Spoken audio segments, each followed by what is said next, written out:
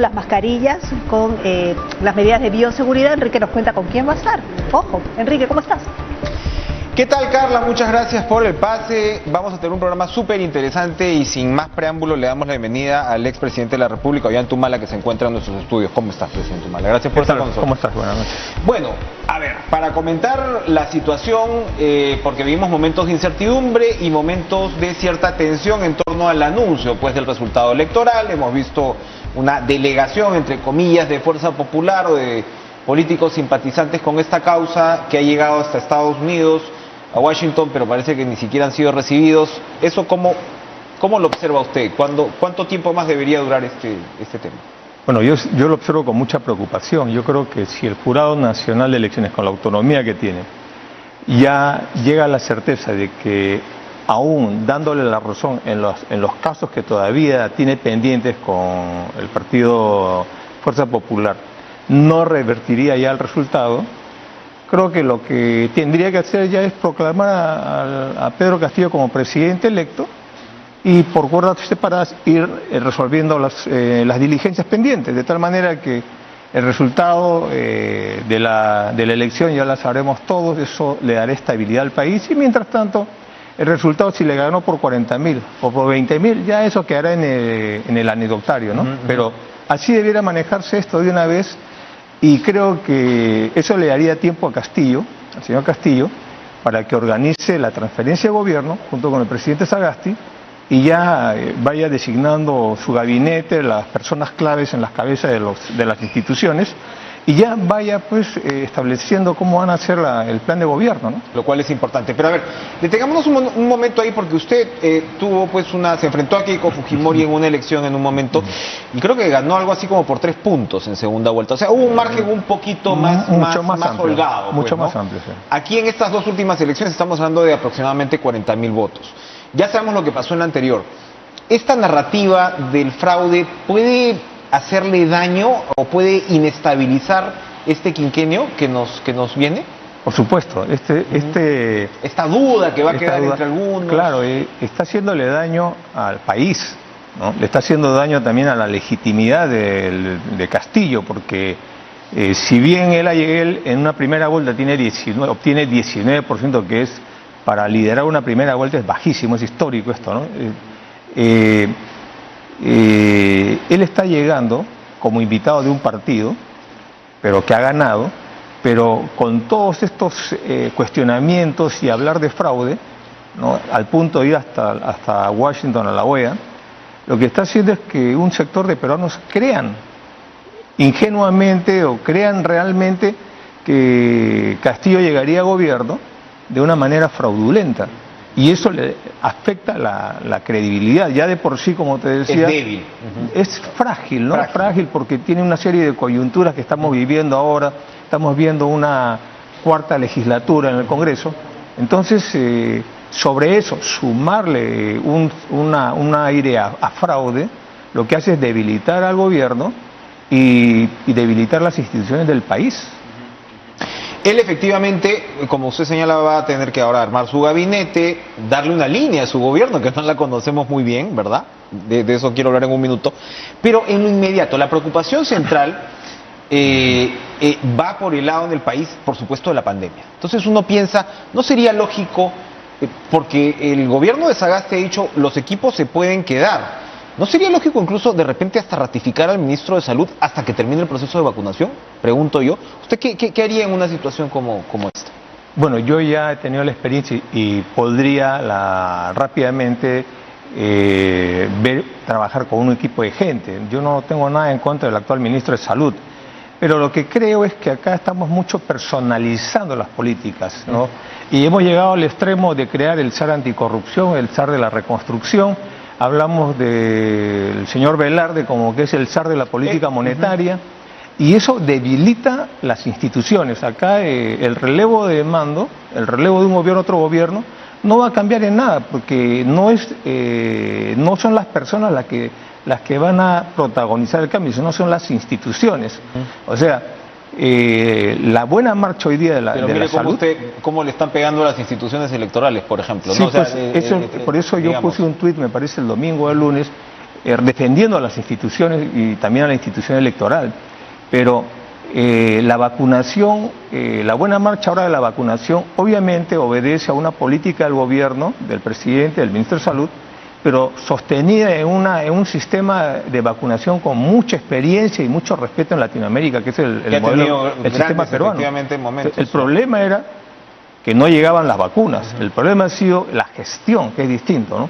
Entonces yo creo que hay que darle la libertad al señor Castillo para que elija a la gente que él crea conveniente y que no le digamos que si no pone al ministro de Salud y no lo lleva también al presidente Sagasti como un equipo, se cae el tema de la vacunación. Que si no pone al señor Velarde en el BCR, se cae la política monetaria. Ahí estamos tratando de presionar al señor Castillo y eso no debe pasar. Ahora, algo de presión está bien, ¿no? Porque en realidad también es cierto que no conocemos muy bien lo que está en la cabeza del señor Castillo. O sea, hay que también, digamos, reconocer esa parte. ¿Cómo observa usted a quien probablemente resulte ya el presidente electo? Bueno, mira, yo he tenido conversaciones telefónicas con el señor Castillo, ¿no? Y yo creo que es una persona que tiene buenas intenciones, pero claro, con buenas intenciones, como dice, está empedrado el camino al infierno también, ¿no?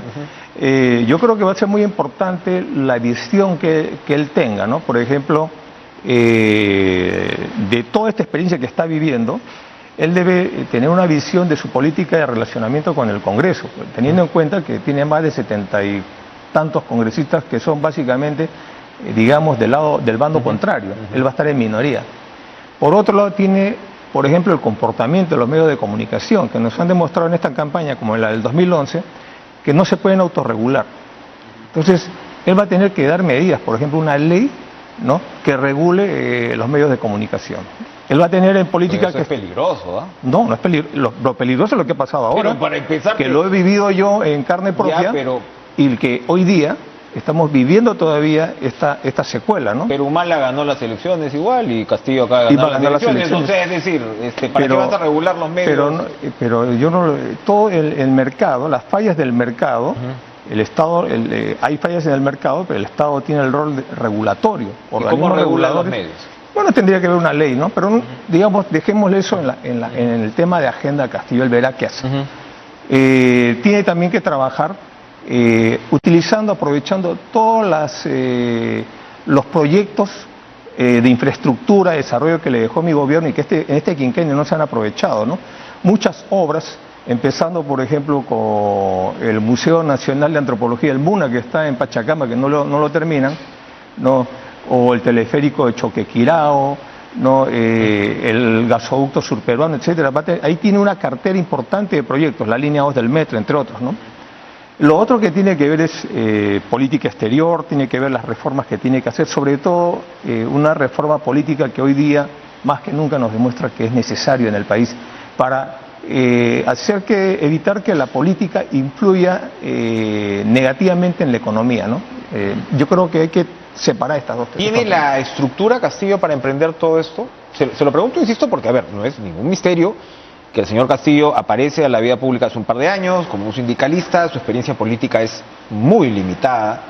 Hay quienes lo han comparado en un momento con Ollantumala, pero Ollantumala había tenido pues un par de agregadurías, había pasado por una candidatura, en fin, digamos, Además, había un recorrido, me parece un poco más público, no quiero de ninguna manera minimizar lo que pueda ser. No, además yo he sido funcionario público 25 años, ¿no?, en el ejército. Pero a lo que voy, ¿cómo Castillo debería procesar esto a partir, digamos, de repente del reconocimiento de que, a ver, de repente va a necesitar ayuda, ¿no?, o asistencia con un equipo fuerte, me refiero? Bueno, yo por lo menos en estas conversaciones que hemos tenido lo he invitado a conversar, otras reuniones, para transmitirle mi experiencia, ¿no?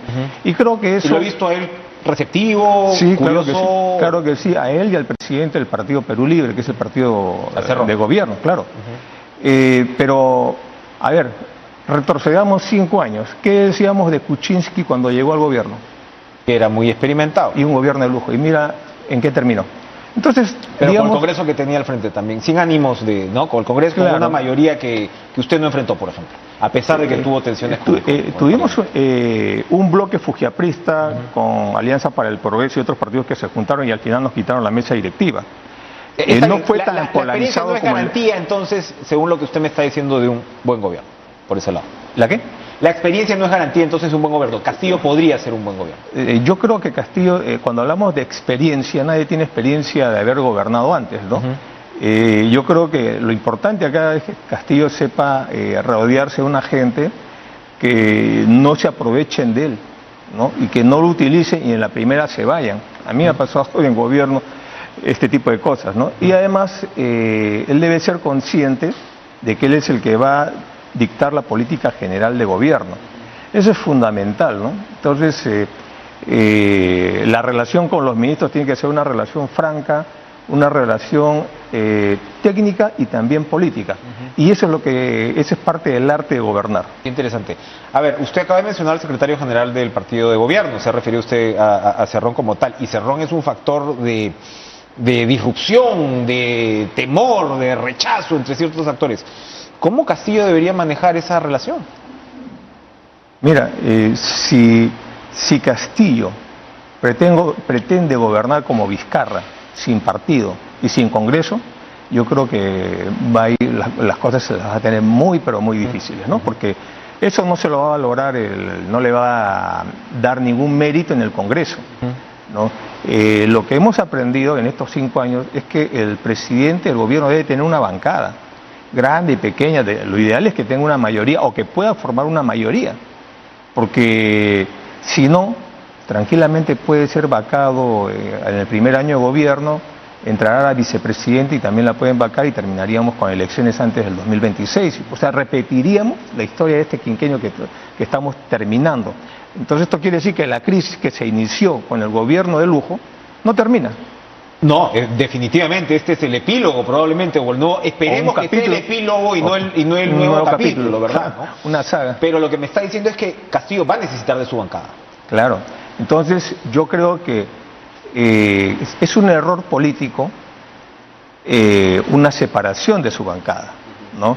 Y ahí tiene que hacer un esfuerzo de grandeza, tanto de Castillo como del partido y de Cerrón, porque si esto se dinamita, como muchos están pidiendo, entonces el gobierno ya sería un gobierno con cuenta regresiva. Ahí la experiencia de Ollanta es bien interesante, porque usted, si bien no era un izquierdista estructural, como no lo es Castillo, creo, ¿no? Como Así no es. lo es Castillo, usted lo acaba de recordar, creo veladamente, entra en una alianza también con la izquierda, hay una ruptura en un momento. Entonces, el legado político de Ollanta Humala, ya estoy hablando de usted como en tercera persona, como a veces se hacía, su legado político. Gracias. Su legado político,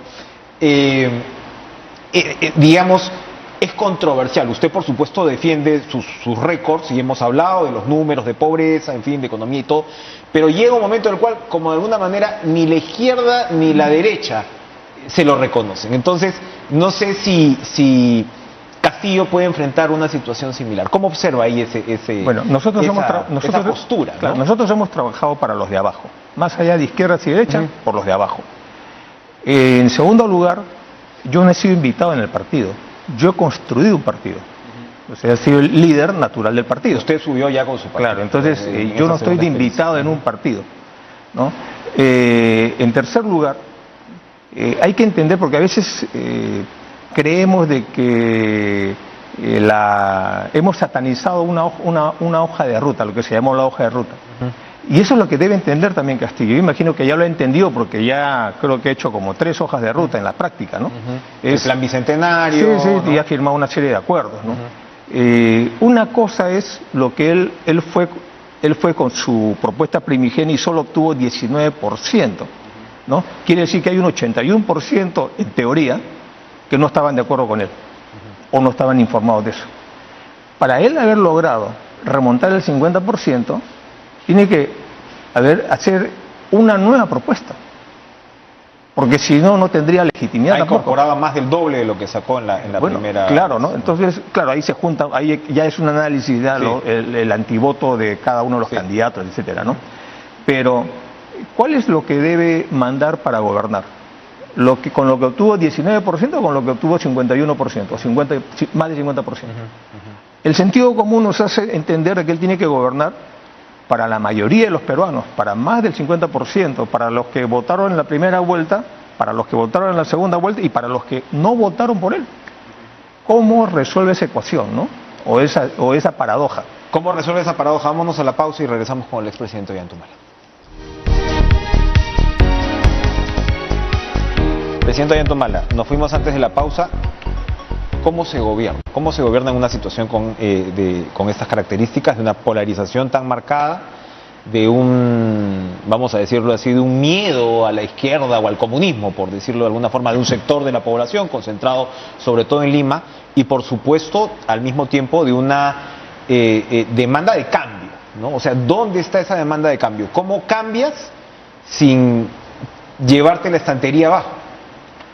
Bueno, mira, el sesgo ideológico que un gobierno o un presidente le da a una gestión de gobierno no está en discutir los medios de la propiedad de los medios de producción o el modo de producción, sino está en qué haces con la riqueza, qué haces con el excedente. Es como en una casa, ¿no?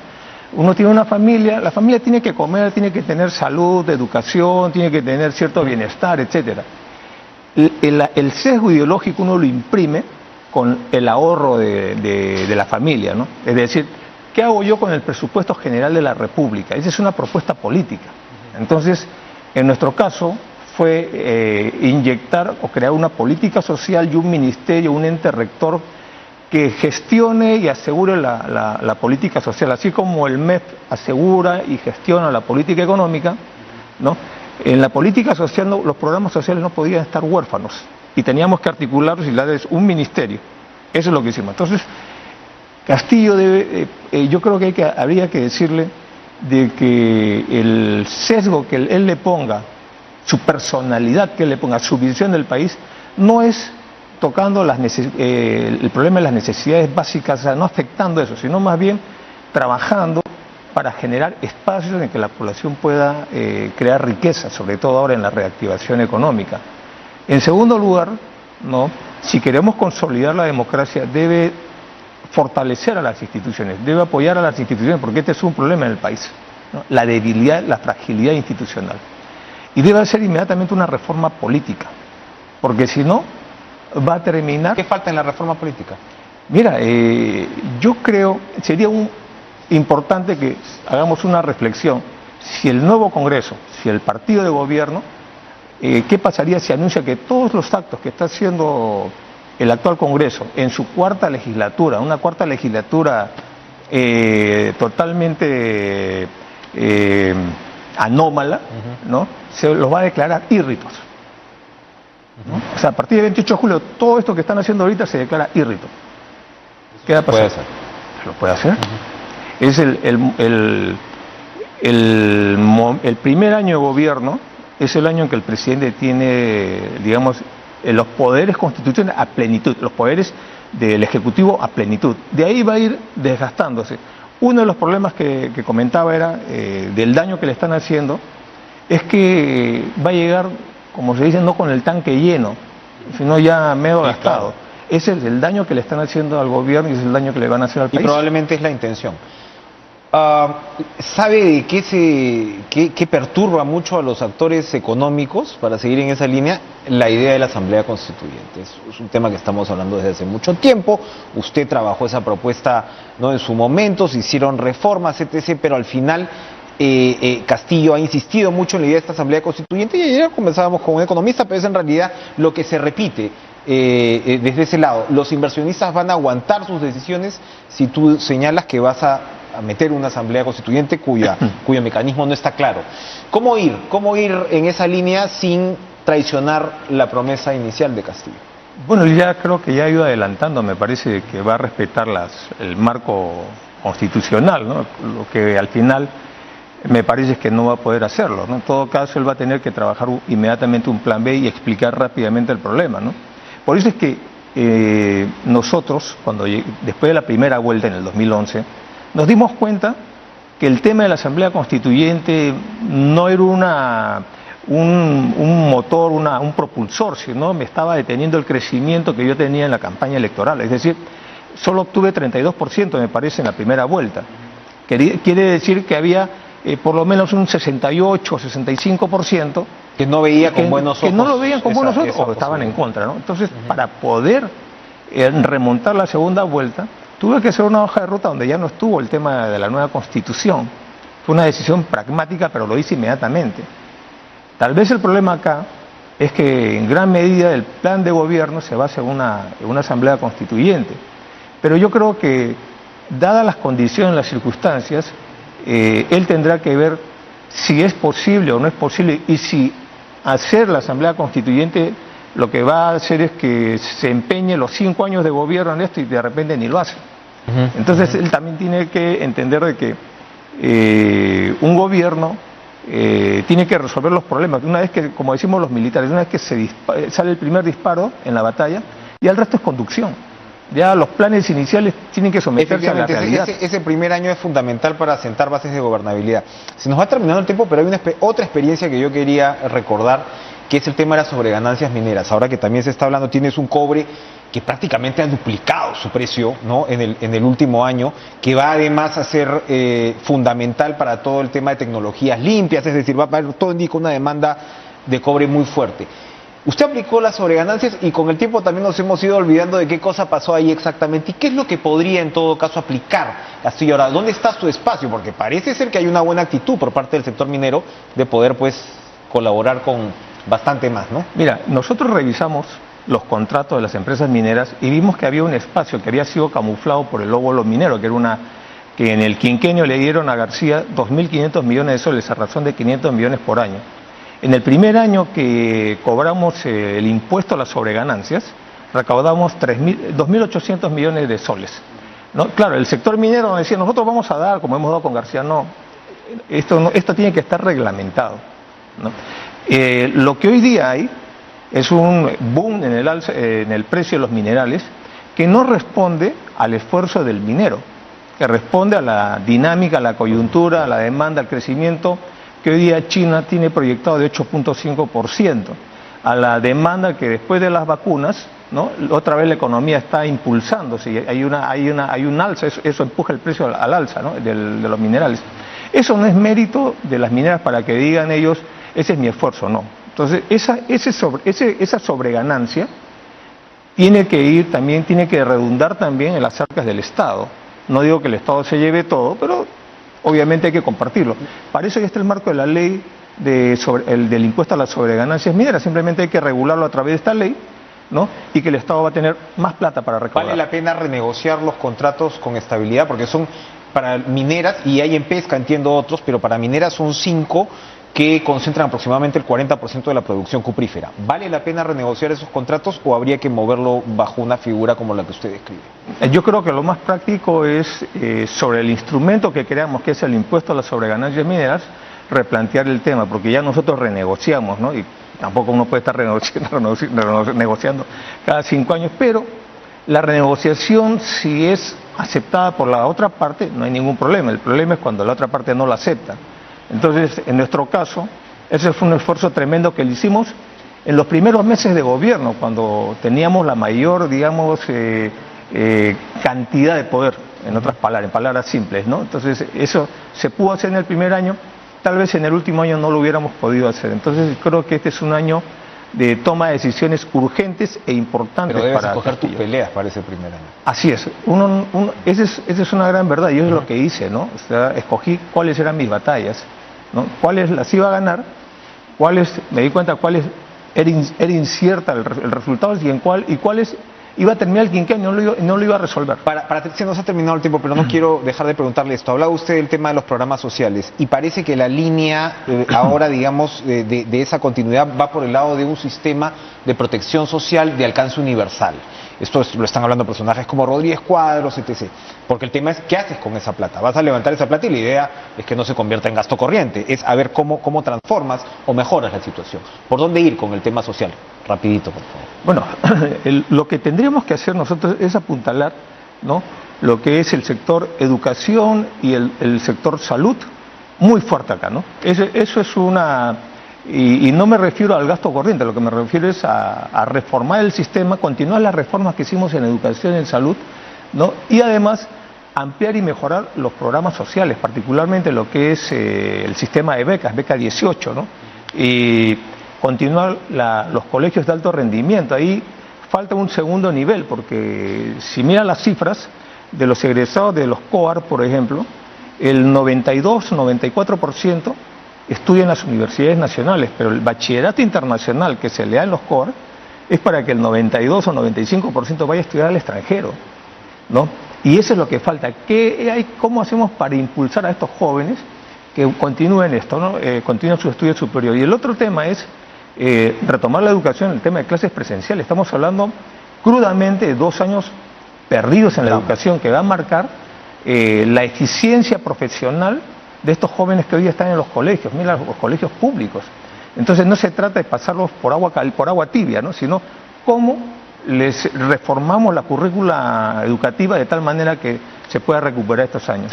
Gracias, Ollanta. Me advierten que el 24 de julio se inaugura el MUNA, por si acaso, que se comenzó a construir en su gobierno. Bueno, ahí está, seguramente estaremos en la inauguración. Claro que sí, una gran obra.